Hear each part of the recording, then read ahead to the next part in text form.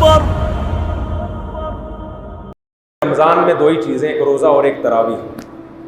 جس چیز کا پہلے سے استقبال کیا جاتا ہے نا، پہلے سے اس کا اکرام ہو جاتا ہے۔ مہمان آنے کے بعد اکرام کریں گے وہ مزہ نہیں آئے گا۔ تو رمضان میں دو کام کر لے، روزے تو رکھنے ہی ہیں، وہ تو فرض روزے ہیں۔ دوسرا کام یہ کرنا ہے کہ تراویح میں ایک بھی تراویح میں آپ نے سستی کر لی نا تو بس پھر پورا رمضان تراویح آپ سے بولو گئی۔ شروع سے اس بات کا اہتمام کرنا ہے بھائی، واش روم سے، قضاء حاجت سے، کھانے پینے سے، عشاء کی نماز سے آدھا گھنٹہ پہلے فارغ ہو جائیں آپ۔ سمجھ رہے کہ نہیں سمجھ رہے؟ اور پہلے سے مسجد میں صف پہ آ کے جگہ گھیر لیں۔ تراویح جو پہلی صف میں پڑھنے کا مزہ ہے وہ آٹھویں صف میں گریبی والے لوگ چل رہے ہوتے ہیں، جو ٹرائی کرنے کے لیے پڑھ رہے ہیں، کوئی کام وام نہیں ہے، چلو بیٹھ جاتے ہیں، رکوع میں جائے گا تو بیٹھ جائے گا، لمبی ہو گئی تو چھوڑو یار، ٹھیک ہے نا۔ یہ ٹرائی کر رہے ہوتے ہیں کہ چلو اب ویسے بھی یار اب تراویح ہو رہی ہے، ٹی وی کے سامنے بیٹھنا، اور سارے ڈرامے فلمیں دیکھ لیے، سارے وہ ختم بھی ہو گئے۔ اب کچھ لوگ پیچھے گریبی میں بیٹھے ہوئے ہوتے ہیں نا، گپ شپ لگا رہے ہوتے ہیں، اور رکوع میں جاتا ہے امام، آ کے شامل ہو جاتے ہیں۔ تراویح تو یہ بھی پڑھ لیتے ہیں، ثواب ان کو بھی مل جاتا ہے، لیکن جو روحانیت حاصل ہونی چاہیے وہ حاصل نہیں ہوتی۔ تو تراویح پراپر طریقہ یہی ہے، مغرب کے بعد گھر جا کے فوراً عشاء کی تیاری میں لگیں۔ اچھا ایک کام یہ بھی کریں، افطاری میں میٹھا زیادہ نہ کھائیں ورنہ تراویح نہیں پڑھی جاتی۔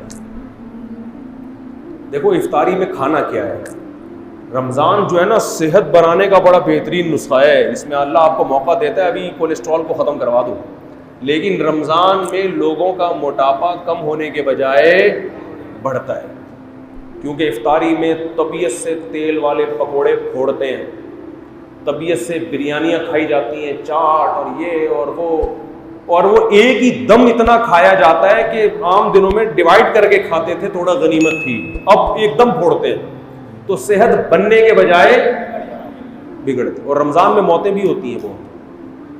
تو اس لیے رمضان کا اللہ نے جو آپ کو پیکج دیا ہے نا، افطاری میں آپ کھائیں کیا، ہٹو بچوں ہو جائیں گے آپ 15-20 دن میری بتائی ہوئی خوراک اگر کھائیں گے، 15-20 دنوں کے بعد آپ کو ایسا لگے گا کہ مفتی صاحب جو 4 شادیوں پہ بیان کرتے تھے وہ غلط نہیں تھے، کچھ ان میں حقیقت ہے۔ وہ باتیں آپ کو جو بھی بری لگتی ہیں نا وہ اچھی لگنا بولو شروع، جوان ہو جائیں گے آپ۔ ایک کام آپ نے یہ کرنا ہے کہ آئل کو سحری افطاری سے نکالنا ہے، کوکنگ آئل کیا کرنا ہے، بولتے کیوں نہیں، آئل کو نکالنا۔ زیتون کا تیل 1-2 چمچ استعمال کر لیں آپ، سمجھتے ہو، دیسی گھی بھی نہیں، گھی بھی چھوڑ دیں فی الحال تھوڑے دنوں، دیسی گھی ویسے اچھی چیز ہے لیکن چھوڑ دیں فی الحال، دنیا چھوڑنے سے پہلے بہتر ہے کہ آپ ہر قسم کا گھی وہ زیتون کا تیل 2-3 چمچے پی لیا کریں 24 گھنٹے میں۔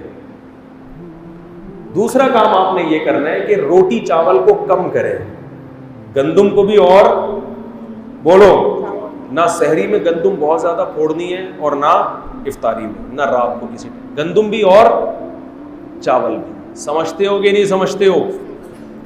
زیادہ جو آپ نے فوکس کرنا ہے نا وہ کھجور بہت پاورفل چیز ہے، پیٹ نہیں بھرتا اس سے، مگر جو کام روٹی کرتی ہے نا اور جو انرجی چاہیے وہ کھجور سے ہمیں زیادہ ملتی ہے۔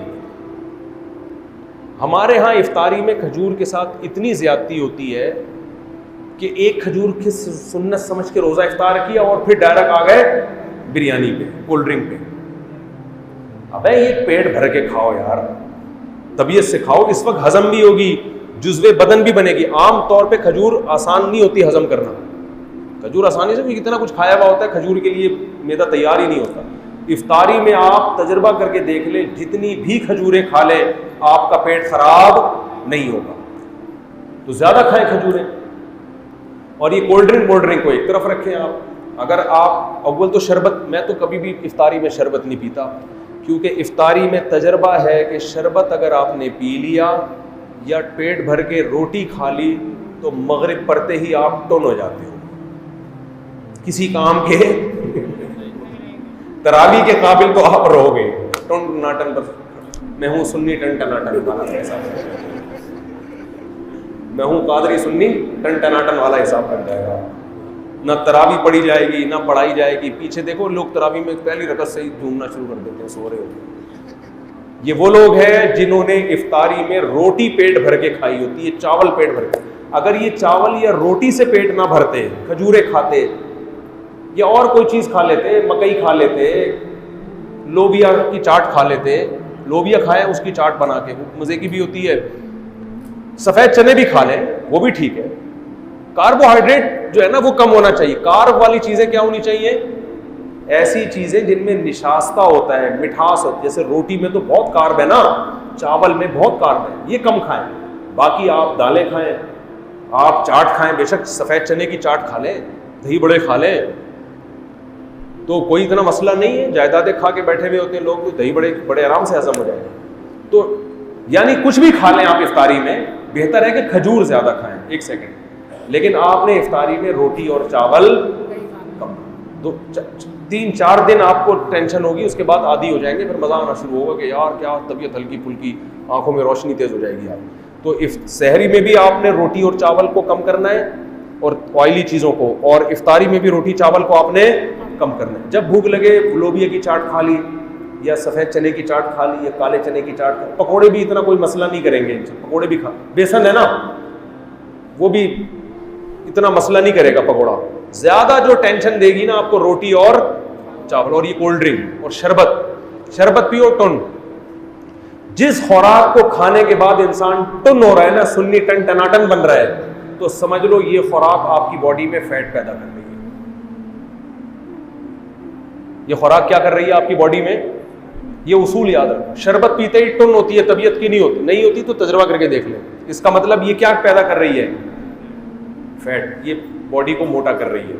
روٹی کھاتے ہی طبیعت کیا ہو جاتی ہے؟ ایک دم آدمی کو غنودگی. یہ کیا کر رہی ہے؟ فی نفسی ضروری ہے روٹی، لیکن آپ کو میں رمضان کا پیکج دے رہا ہوں، ٹھیک ہے نا. اور چاول کو بھی آدھی روٹی کھا لیں بس بہت ہے. باقی دوسری چیز پھل فروٹ کو فوکس. گوشت کھائیں طبیعت سے، اللہ نے اگر پیسہ دیا گوشت کھائیں، مچھلی کھائیں، گوشت کھائیں. یہ چیزیں کھائیں گے فائدہ ہوگا، نقصان نہیں ہوگا.